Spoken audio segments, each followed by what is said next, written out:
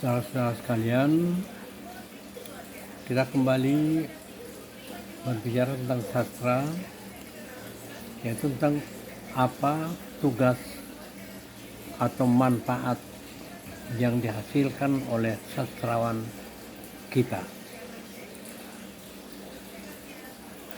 Kali ini saya akan berbicara tentang sastrawan adalah penggugah pemikiran dan perasaan.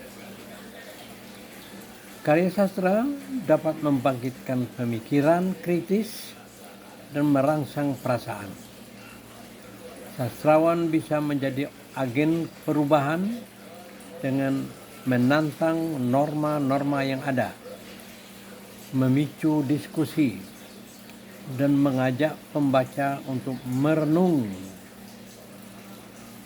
Nah, karya sastra tidak hanya sekadar rentetan kata kosong belaka, tetapi lebih dari itu, sastra mampu memberikan kenikmatan batin, membangun keindahan hidup, dan menambah kecerdasan otak.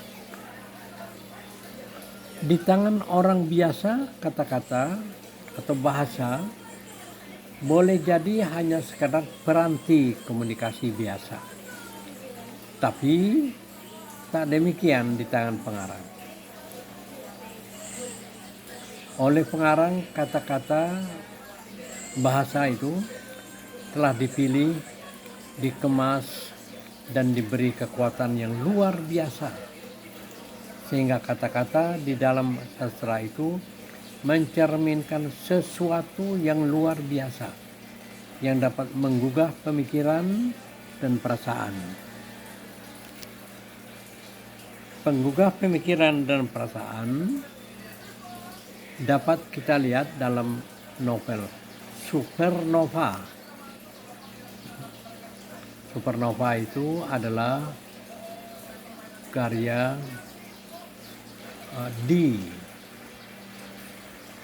Ini lengkapnya adalah Supernova, Satria, Tuan Putri, dan Bintang Jatuh, karya D atau Dewi Lestari, sekarang namanya Dewi Lestari. Dan sebuah novel lagi yaitu novel Upacara, karya Kori Layun Rampan. Mari kita lihat novel Upacara, karya Kori Layun Rampan. Novel ini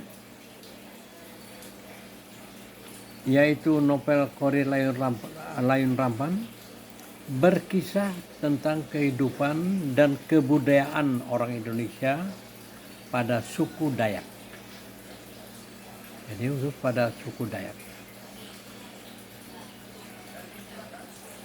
Ya. Novel ini melukiskan pengalaman batin yang dihayati oleh tokoh Aku tatkala menjalani pelbagai upacara meruat. Pengalaman batin yang dihayati oleh tokoh Aku tatkala menjalani berbagai upacara meruat yang diselenggarakan oleh penduduk sebuah perkampungan suku Dayak di Kalimantan, ya, di Pulau Kalimantan, di pedalaman Kalimantan. Setidaknya ada 4 upacara besar yang dilukiskan dalam novel ini, yaitu Balian, yaitu upacara yang dilakukan oleh dukun.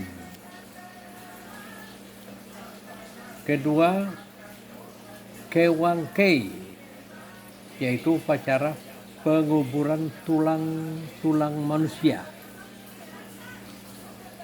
Ketiga, Nalin Tahun,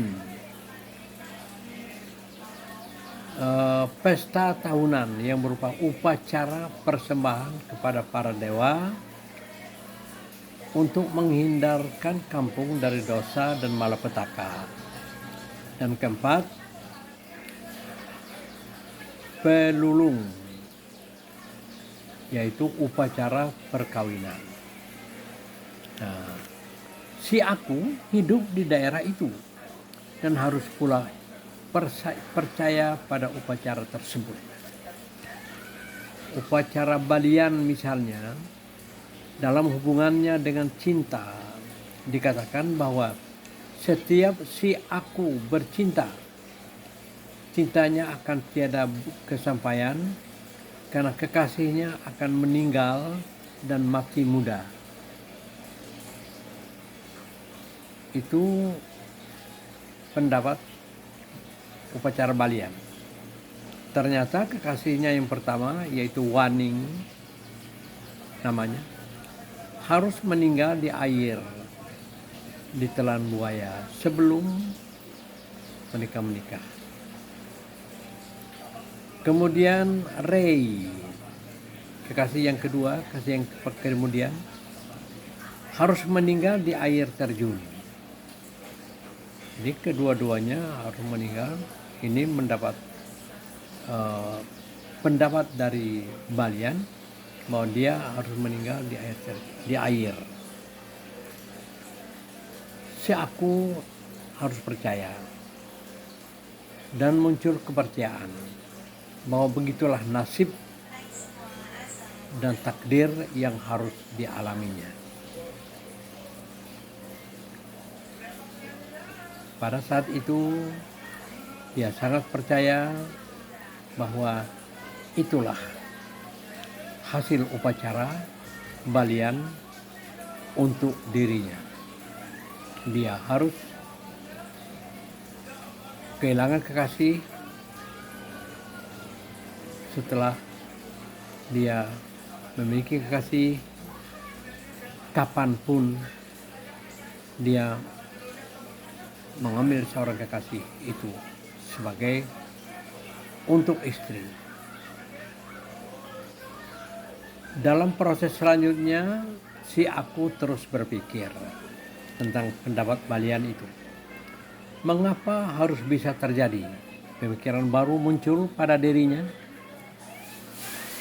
Mengapa harus bisa terjadi hal seperti itu? Pemikiran seperti itu menggelisahkannya. Dia tidak tenang. Langsung dia berpikir terus. Pada akhir pemikirannya, ia menyimpulkan bahwa apa yang terjadi tidak lepas dari kehendak Tuhan yang Maha Kuasa. Baru dia mulai menyadari bahwa Tuhanlah yang berkehendak. Kejadian yang lalu itu hanyalah sebuah kebetulan. Itu pemikirannya. Pendapat balian itu hanya sebuah mitos belaka. Aku akhirnya menikahi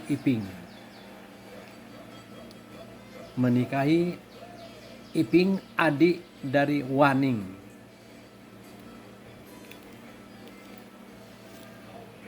Jadi secara sukarela Iping menerima aku.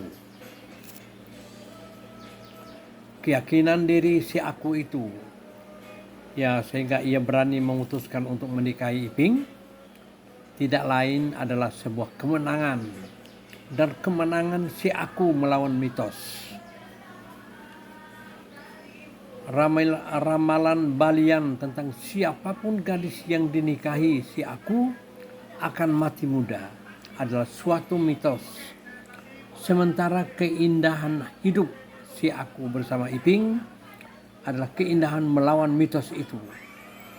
Jadi keyakinan dan kemenangan si aku menjadi cermin yang meyakinkan kita bahwa di dalam kehidupan ini kita diharapkan tidak berpaling ke yang lain kecuali pada Tuhan yang Maha Esa.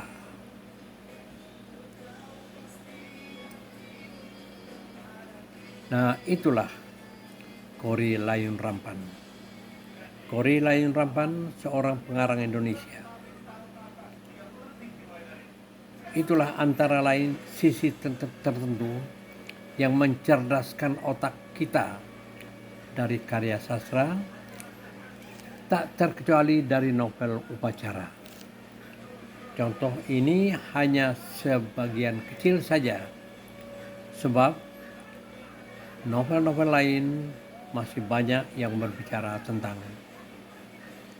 pemikiran, penggugah pemikiran, dan perasaan kita.